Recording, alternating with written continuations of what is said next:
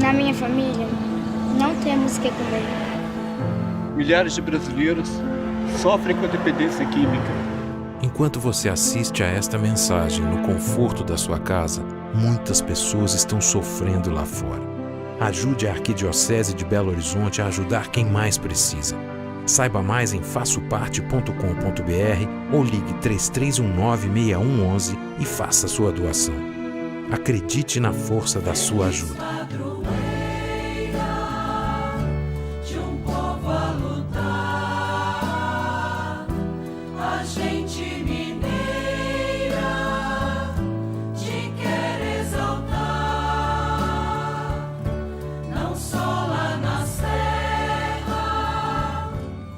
Amado irmão, amada irmã, saúde e paz. A alegria de estarmos aqui seja para nós uma graça que nos fecunde, por estarmos juntos como comunidade orante ao redor da amada Mãe Maria, discípula exemplar que nos convida a escutar a palavra, de modo que esta palavra nos interpele. Uma interpelação amorosa de Deus que nos indica o caminho. Compartilho de São Gregório de Nissa, também tirando das suas homilias sobre o Eclesiastes, quando ele lembra: há um tempo de dar à luz e um tempo de morrer. Muito bem expressa no princípio de suas palavras a necessária ligação a unir a morte ao nascimento, pois obrigatoriamente a morte segue o parto e toda geração vai dar na dissolução. Há um tempo de dar à luz e um tempo de morrer. Oxalá que a mim, a você, também suceda nascer em tempo desejado e morrer também em tempo oportuno. E assim cada coisa seja feita no tempo oportuno na vida de cada um de nós. A palavra de Deus nos ensina esta aprendizagem, a aprendizagem desta lógica e desta medida. Naquele tempo, Jesus e seus discípulos atravessavam a Galileia. Ele não queria que ninguém soubesse disso, pois estava ensinando a seus discípulos e dizia-lhes: o Filho do Homem vai ser entregue nas mãos dos homens e eles o matarão. Mas 3 dias após sua morte, ele ressuscitará. Os discípulos, porém, não compreendiam estas palavras e tinham medo de perguntar. Eles chegaram a Cafarnaum. Estando em casa, Jesus perguntou-lhes: o que discutíeis pelo caminho? Eles, porém, ficaram calados, pois pelo caminho tinham discutido quem era o maior. Jesus sentou-se, chamou os 12 e lhes disse: se alguém quiser ser o primeiro, que seja o último de todos e aquele que serve a todos. Em seguida pegou uma criança, colocou-a no meio deles e, abraçando-a, disse: quem acolher em meu nome uma destas crianças, é a mim que estará acolhendo. E quem me acolher, estará acolhendo não a mim, mas àquele que me enviou.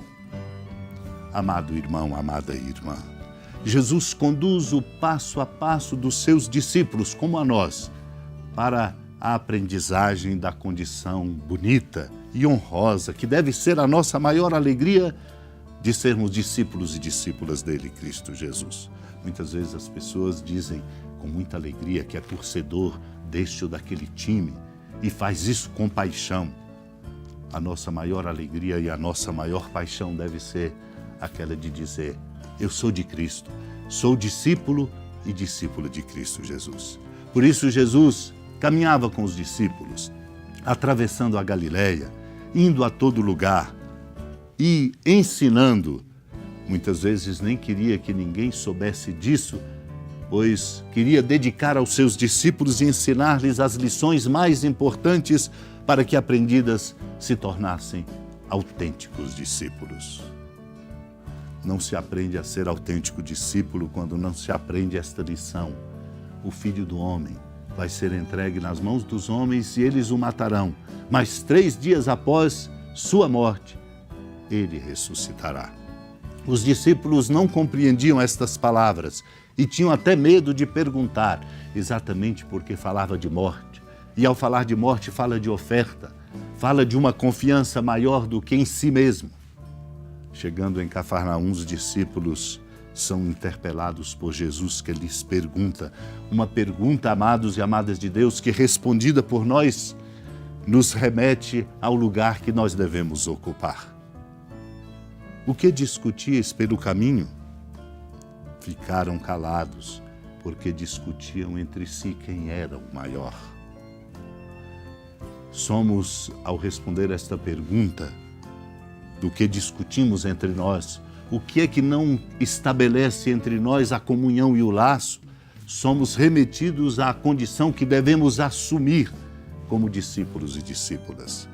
Jesus disse, chamando os 12, se alguém quiser ser o primeiro, que seja o último de todos e aquele que serve a todos.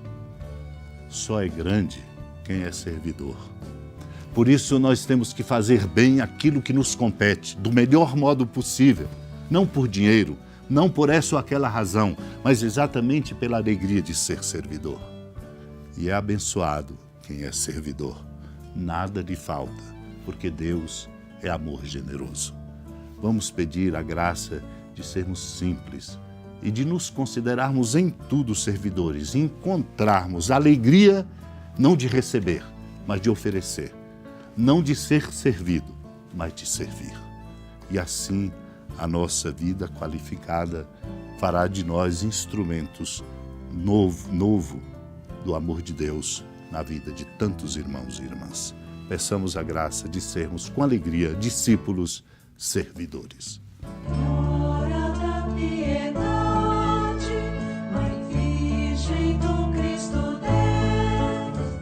Lembrai-vos, ó piedosíssima Virgem Maria, que nunca se ouviu dizer que alguém daqueles que, tendo recorrido à vossa proteção, implorado a vossa assistência e reclamado o vosso socorro, tenha sido por vós desamparado.